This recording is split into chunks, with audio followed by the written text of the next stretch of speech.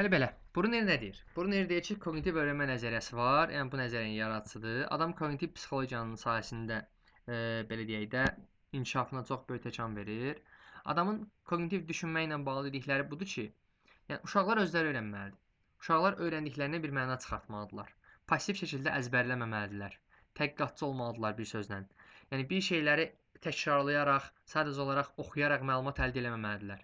Onlar öz təcrübələrində birləşdirməlidirlər oxuduqları şeyi. Nəyisə belə deyək ki, həyata keçirtməlidirlər, aktiv düşünməlidirlər, fərqli yollar sınamalıdırlar, nəticəyə gəlməyi bacarmalıdırlar. Yəni bir sözlə sadəcə olaraq oxumaqla yox, həm də tətbiqlə öyrənməlidirlər. Yəni bu adamın yanaşması belədir. Və öyrənməyə buna görə aktiv bir prosesdir. Və aktiv bir proses zamanı şagird aktiv qalmalıdır. Yeni biliklərlə köhnə biliklər arasında əlaqə qurmağı bacarmalıdır. Yəni adam kognitiv öyrənmənin, yəni idraki olaraq öyrənməklə bağlı danışır burada ümumilikdə. Yəni bir insan deyir ki, məlumat toplamaqla öyrənmir, həm də ki, problem həll eləməlidir burada. Məntiqi düşünməyə bacarmalıdır. Yeni situasiyalarda yeni biliklər əldə eləməlidir, yeni biliklər tətbiq eləməlidir. Yəni insan beyni sadəcə olaraq nəyisə oxumaqla, məlumat toplamaqla inkişaf eləmir bunun düşüncəsinə görə. Burada həm də belə deyək ki, uşağın nəyisə məsələləri tətbiqi yanaşması var. Uşağın aktiv olmağı var, araşdırmağı var. Uşağı belə deyək ki, düşünməyi var. Özünün prosesdə aktiv olmağı var. Məsələn, bu insan Vygotsky kimi düşünmənin, daha çox danışmanın, dilin uşağın inkişafında önəmindən danışır. Deyir ki, dil uşaq üçün önəmlidir. Vygotsky uşağın dilindən niyə danışır? Ətraf mühitdən deyir məlumat almalıdır və sosial əlaqələrlə bağlı Vygotsky dilin inkişafını önə çəkir. Deyir ki, dil sosial məlumat üçün, sosial qarşılıqlı əlaqə üçün önəmlidir. Bu Vygotsky'nin yanaşmasıdır. Amma Brunner deyir ki, dil təkcə sosial məlumat, sosial belə deyək ki, nəyisə əlaqələr qurmaq üçün yox, həm də zehnin inkişafı üçün lazımdır. Yəni dil həm də zehni inkişaf elətdirir. Təkcə ünsiyyət vasitəsi deyil, eyni zamanda düşüncəni inkişaf elətdirir. Bilikləri inkişaf elətdirir. Biliklərin deyir, daxili olaraq gətirilməsi üçün əsas mexanizm kimi görür Brunner.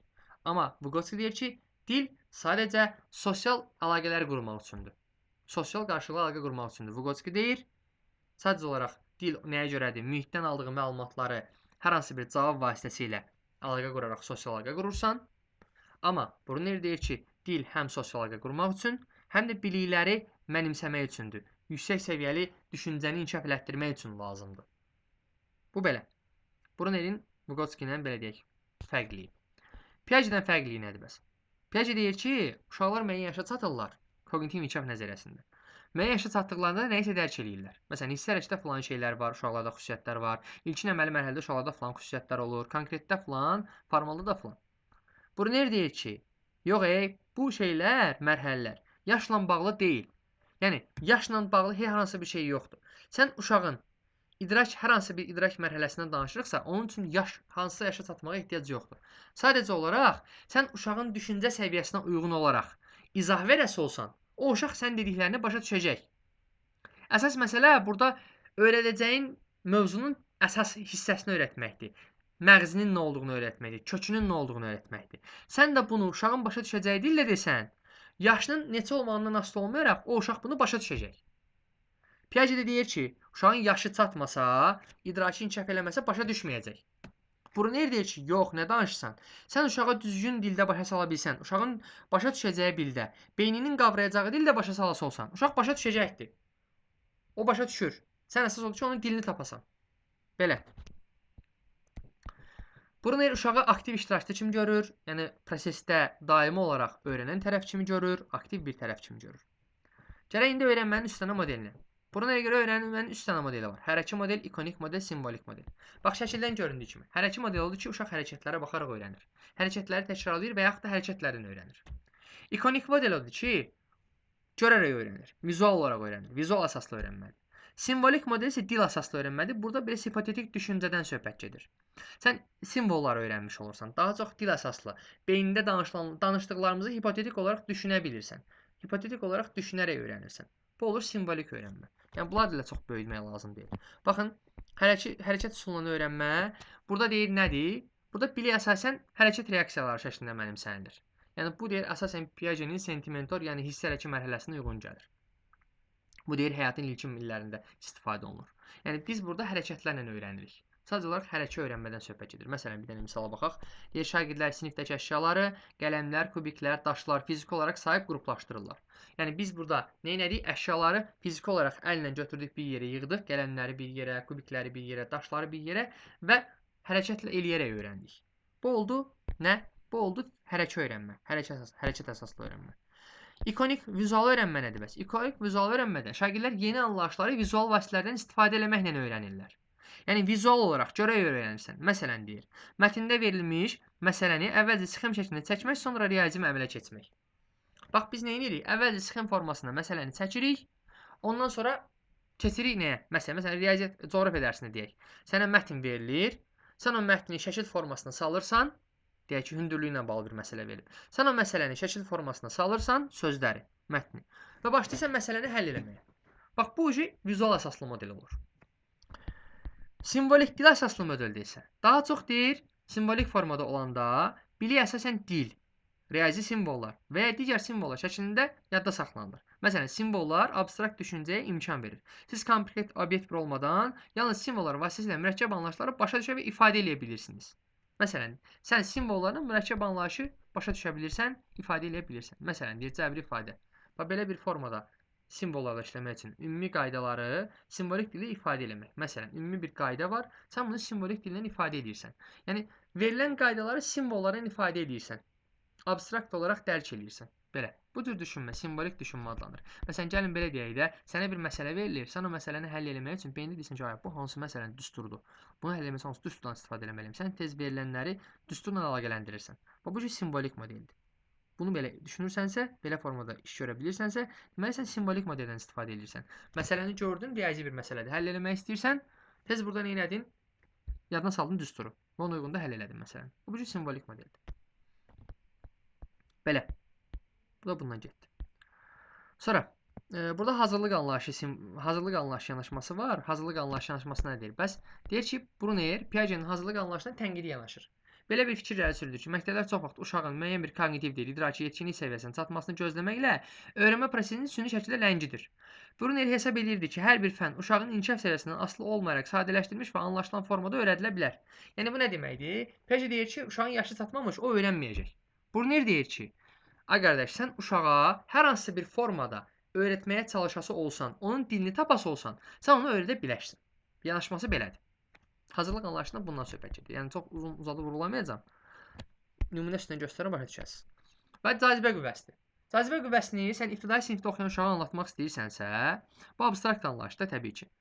Sən nə edirsən burada? Sən burada sinifdə uşağın eləyə biləcəyi işləri görürsən ki, burada hər hansı düstur izah eləməklə yox, nə uzun-uzadı danışmaqla yox, sadəcə olaraq uşağın gördüyü şeylərlə başlayırsan bunu izah eləməyə. Məsələn, müəyyən əşyalar olur, onları yuxarıdan aşağı tullursan. Buraxırsan düşür yerə, buraxırsan düşür yerə. Uşaqlar deyirsən ki, əşyalar, bu əşyalara niyə oldu? Bunlar niyə yuxarı yox, aşağı düşdülər? Məsələn, belə bir sual versən. Uşaqlar kiçik qrupa bölünürlər, eyni işi görürlər. Atırlar əşyanı, görürlər düşdü yerə. Atırlar əşyanı, görürlər. Nə qədər yuxarı atsalar da görürlər şey qayda düşür yerə. Müəllim yeni sözü təqdim edir ki, yəni deyir, bizi özünə çəkdiyi üçün, yer deyir, bizi özünə çəkdiyi üçün hər şey aşağı düşür. Bu cüzədə deyirlər cazibə qüvvəsi. Uşaqlar da sadə sular refleksiya sualı verir ki, əgər cazibə qüvvəsi olmasaydı nə baş verərdi? Bax, sadə formada nə edim? Mən sadə formada cazibə qüvvəsinin anlayışını uşaqlara izah eləmiş oldum. Nə ilə? Sadə 2 dənə primitiv misallarla, göstərməklə. Deyir ki, sən uşaqlara, Brunner deyir ki, sən uşaqlara oturub fizika düsturlarını başa salsan, cazibə qüvvəsinin nə olduğunu düsturla izah eləsən və yaxud da ki, elmi formada izah eləsən, bunlar onsuz da bilməyəcəklər.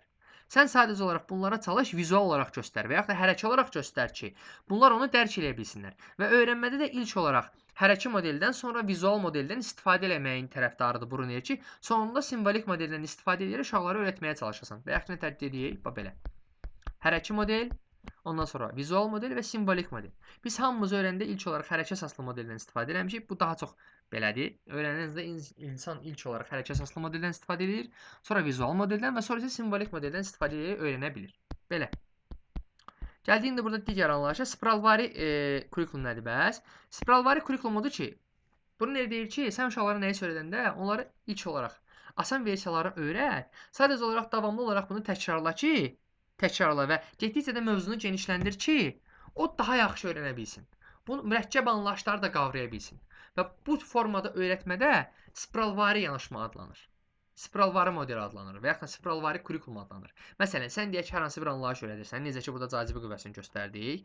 Sən cazibə qüvvəsi ilə bağlı uşaqlara ilkin formada hərəkət modelindən istifadə edərək nəyisə öyrətdin. Sonra da vizual modeldən istifadə edərək nəyisə öyrədə bilərsən, sonra da simvolik modeldən istifadə edərək nəyisə öyrədə bilərsən. Və bu öyrətmə getdikcə məlumat neyinir? Arta-arta gedir və çətinlik səviyyəsi də arta-arta gedir. Bu da adlanır spiralvari kurikulum. Yəni nəsə öyrətməyin getdikcə müəyyən qədər artmağı. Və bunu da bu formada onsuz da biz öyrətməliyik. Belə. Bu da spiralvari kurikulum. Sonra tədqiqat əsaslı öyrənmələr. Tədqiqat əsaslı öyrənmədə deyək ki, konstruktiv psixoloq Bruner tədqiqat kəşf yolu öyrənmə anlayışını irəli sürərək vurğulayırdı ki, mövzular şagirdlərə hazır formada təqdim edilməsindən çox onları tədqiq eləməyə yönəltməlidir müəllim. Yəni bir insanı müəllim tədqiq eləməyə yönəldirsə, bu insan pasiv bilik qəbulundan uzaqlaşırsa, aktiv araşdırmacı və təcrübəçiyə çevrilirsə, bu insan daha yaxşı öyrənir. Bax, məsələn, burada incə göstərdiyimiz misal üzərindən.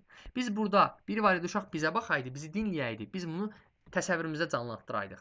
Bir də var, biz bunu müəllim olaraq uşaqlara elətdirdik və bunu müəllim olaraq uşaqlara elətdirməyimiz uşaqları tədqiqatçı roluna qoymağımızdır. Uşaq özü tədqiq elədi, əşyanı atdı göyə, düşdü yerə. Və bu uşağın tədqiqatçılıq qabiliyyətini artırır və bu tədqiqat belə deyək də əsaslı öyrənmənin belə deyək göstərişidir orada. Belə. Bu da belə. Sonra qısa olaraq məsələn, bax görürsüz, tədqiqat əsaslı öyrənmə ilə bağlı bir dənə də şey var, misal var burada. Deyək ki, sıxlıq fərqinə görə cismin batması və ya üzüb qalması. Ənənəvi yanaşmaya görə müəllim oturub sıxlığı izah eləyər ki, uşaqlar sıxlıq bu deməkdir, o deməkdir falan filan. Bruner yanaşmasına görə, yəni tədqiqat əsaslı yanaşmaya görə odur ki, mən bir neçə əşya verirəm onlara, bir qab verirəm, deyirəm ki, uşaqlar gəlin tədqiq eləyək. Düşünün, məsələn, göstərirəm çubuq parçası. Bu suda batar, yoxsa yox? Biri deyir batar, biri deyir batmaz. Atırıq suya, batır və yaxud da batmır, onu sübut eləyirik. Sonra süngər parçası. Suya atırıq, batıb batmadığını gözümüzdən görürük. Belə. Balon atırıq suya, batıb batmadığını gözümüzdən görürük. Mismar atırıq suya, batıb batmadığını gözümüzdən görürük. Bu kimi şey nəyə yaradır? Uşaqda tədqiqatçılıq qabiliyyətini yaradır. Yəni tədqiqat əsaslı öyrənmədən biz burada istifadə edirik. Tədqiq eləyərək öyrənirik. Bu tədqiqat əsaslı öyrənmə deməkdir. Sonra son olaraq gəldik nəyə? Deyir, Bruner 1976-cı ildə müəllimin bu istiqamətləndirici və dəstəkləyici rolunu daha konkret şəkildə izah eləyərək, onun funksiyalarını 6 kateqoriyada təsnifləşdirmişdir. Və bu funksiyalar aşağıdakılardır. Yəni Bruner deyir ki, müəllimin müəyyən işləri var. Yəni bunlar da 6 belə deyək də kateqoriyadadır. Birincisi nədir? Səfərbərlik tapşırığa cəlb etmədir. Müəllimin işi şagirdin diqqətini, marağını tapşırığa yönəltməkdir. Tapşırığı aydınlaşdırmaqdır. Müəllimin ən birinci işi motivasiya verməkdir bir sözlə. Gəldik ikinci işinə. Müəllimin ikinci işi nədir? Müəllimin işi tapşırığı sadələşdirməkdir. Yəni sən sərbəstlik dərəcəsini azaldırsan. Nə deməkdir? Tapşırığı sadələşdirirsən.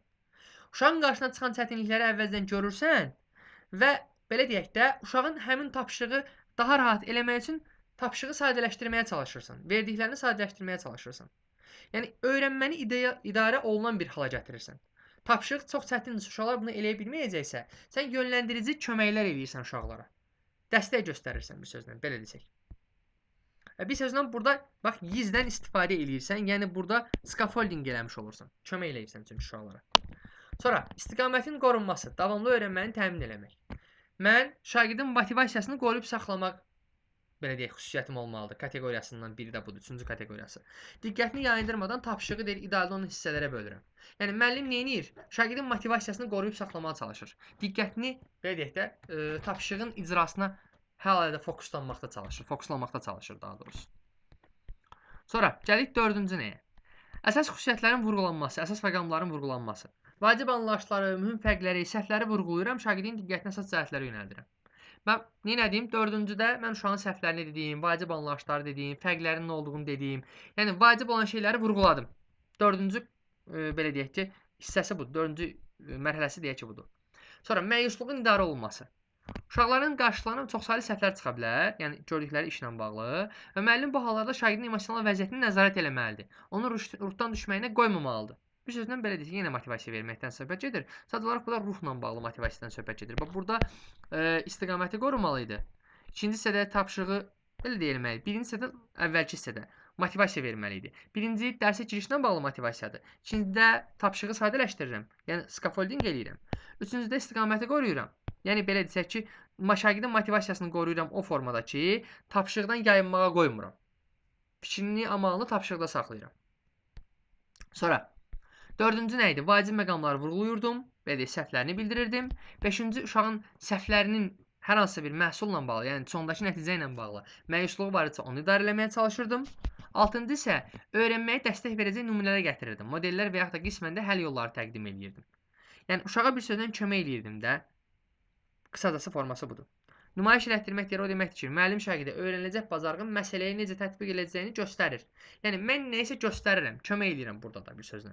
Yəni hər hansı bir nümunələrləmi, məsələn deyək ki, uşaq tapşırığı yerinə yetirmək istəyir, mən ona bir dənə nümunə göstərirəm. Əvvəlcədən nümunə verirəm ona ki, bax bu misalla, məsələn bu deyək ki, formada məsələləri bu düsturla həll edirsən. Bu formada həll edirsən, daha sonra bu yolla həll edirsən. Bu formada nə isə göstərməyimdə adlanır nə? Adlanır nümayiş. Bu da belə.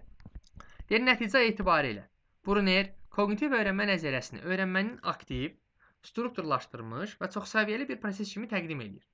Deyir, onun ideyaları şagirdin təfəkkürünü, müəllimin bələdçi rolunu və biliklərin müxtəlif formalarda ifadəsini ön plana çıxararaq müasir təhsil nəzəriyyələrinin əsas istiqamətlərindən birinə çevrilmişdir.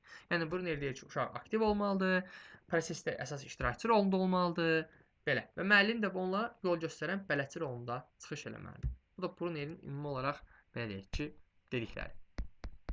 Bu da belə.